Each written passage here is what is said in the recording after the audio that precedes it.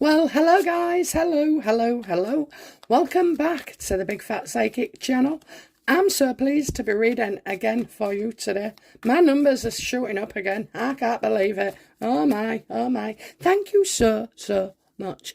If you just subscribe, just let me know in the comments and I'll send you a warm welcome. I just can't believe it, really. All you people wanting to listen to me. Should put you on the phone with my husband, I think. Anyway, okay, so yeah, we're looking at the Royalgrift. She came out with a statement on her latest video, I believe. And it was about how this source has said about other demands that Meghan and Harry have made, and some of them are just extraordinary. So we're going to have a look. Okay, so this is no offense to the Royalgrift. I actually love her channel. I watch things afterwards. I'm quite interested in that donkey thing she did, part 1 and 2. I kind of watched part 1, but I was busy doing something, and part 2 I haven't got round to. But anyway, yeah, she does a lot of good work. Okay then, so so the statement says, moving forward, I've got a very sore throat, so bear with me. Moving forward to reconciliation, Harry and Meghan are demanding a private apology from King Charles and the Prince and Princess of Wales as one of their conditions of accepting an invitation to the coronation. How meaningful is an apology when standing on a precipice at gunpoint? Well, they make a very good point, don't they? So, I just think they're putting obstacles in everybody's way, knowing full well that, these things won't be met and that they don't have to come. So let's have a look. Have Meghan and Harry demanded a private apology from King Charles?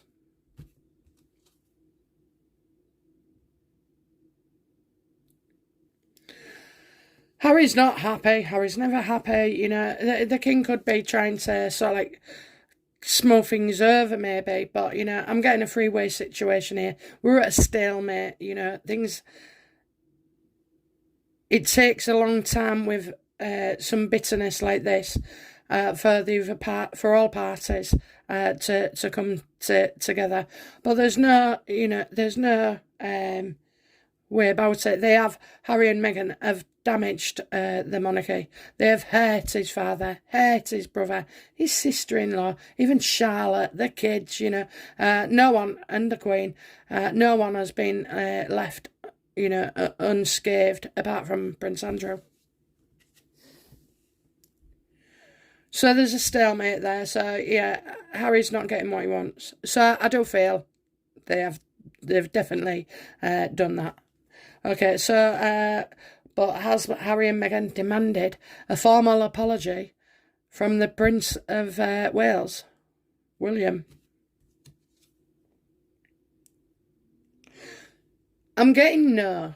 Okay, I'm getting no because Harry must know full well that ain't going to happen. It ain't going to happen. And the other thing is, Harry's been warned, you take any more pot shots at me, brother, and I will take legal action. So, I think that's fluff.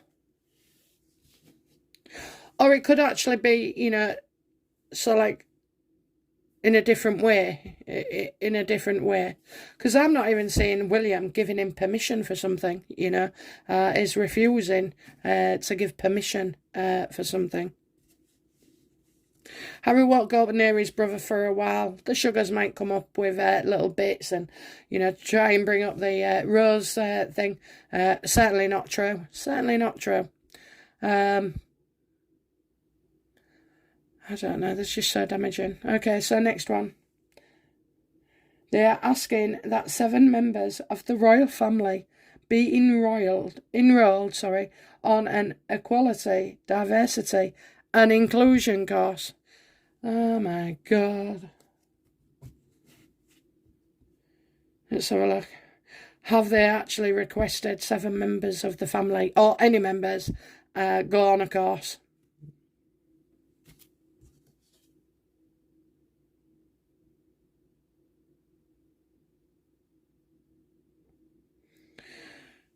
I think this information has been passed from one person to another, I'm not seeing that at all. I hate to say it and go against things, but I just don't feel that is the case. But you know, Meghan and Harry are very unhappy anyway. They're not allowed on the balcony. No phones allowed. No this. No Netflix. Doria's not even in the same house. So you know, I think we'd like something like this to be true. But I just feel it's a bit of a piss take, you know.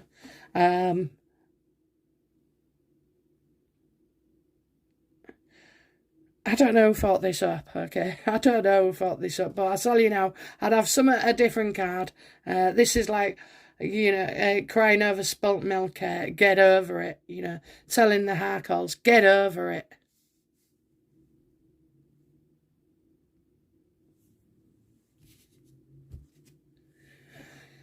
If you was asking all these things, right, what you're doing is, anyway, singing a song for Archie, happy birthday, in the middle of the procession. That's just crazy. That is just crazy, okay? It's crazy. I don't believe that.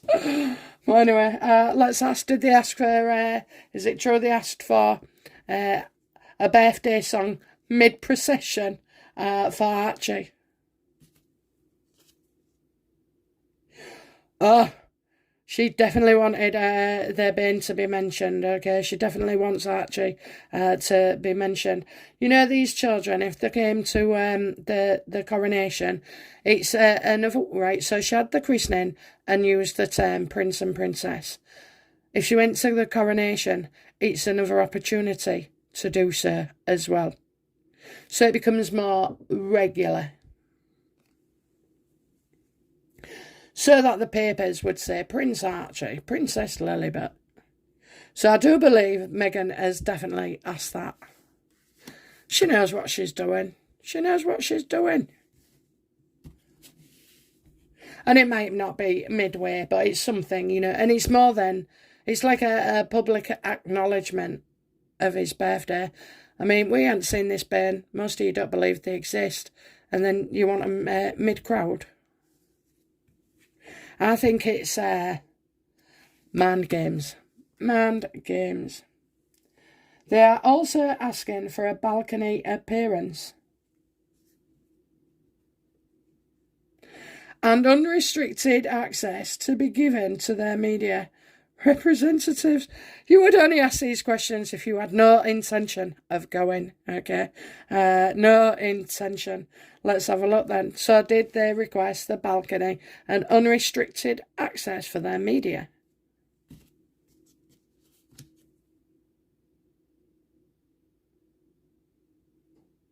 No. Just not getting it. I'm not getting it. Getting a lot of no's. Four of Pentacles, when it's upright, you can bank on it practically. Okay, you can be secure in the knowledge. But here, I don't know. Do you know what? I think we might have something on the media side because this is security.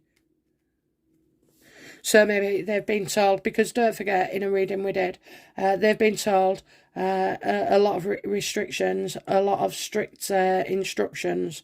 So this could be talked about where the media is. And obviously, having to sign forms, you know, to have an NDA themselves, you know. Meghan, you can't come unless you sign an NDA. Okay, so another demand is that they be given equal television coverage with William and Catherine on the day. Is this true?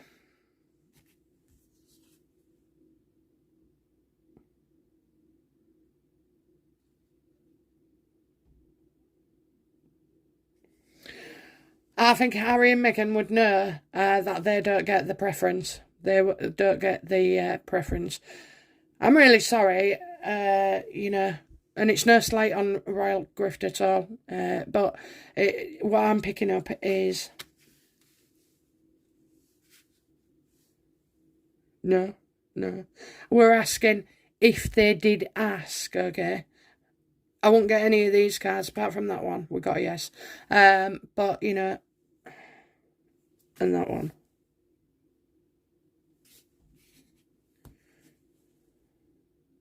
But, you know, there's ways of spinning this, because you could have had a conversation, and so it could have been a conversation like, well, where would we sit? Where we're going to be seated, you know? And it's like we're in a corner somewhere at the back of the room. It could be that they've asked for a more prominent position because they want to be seen as much as possible too. So that would make sense, okay? But the way the things have been phrased don't lead me to believe that half of these are true.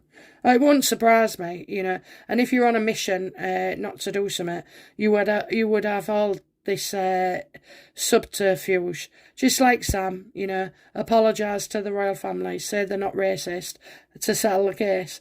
You know, it's impossible. You know, there's never going to be a chance of that.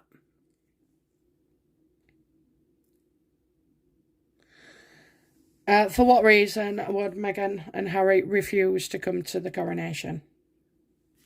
It should be about money.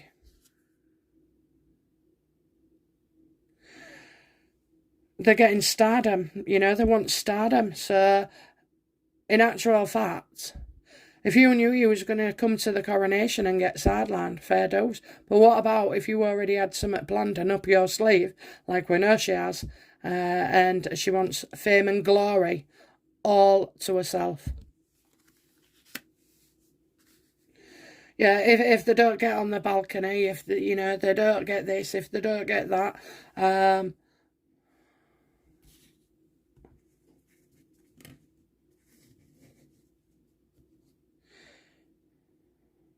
so will Meghan and Harry, how will Meghan and Harry try to attack the King's coronation?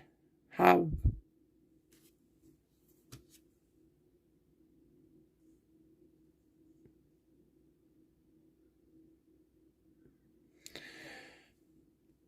I'm kind of getting the machinery, the mechanics of a situation. So probably Harry feels he's got a good idea of how it all works out. So I'm getting a lack of support for the king. A lack of support. That's how they would intend to do it. And obviously try and knock him off the pages.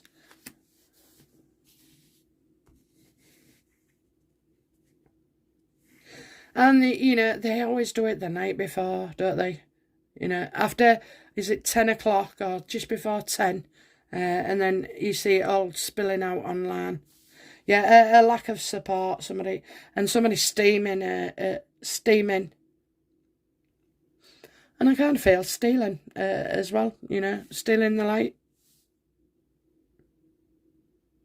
We never know until these things happen, how these readings fit in.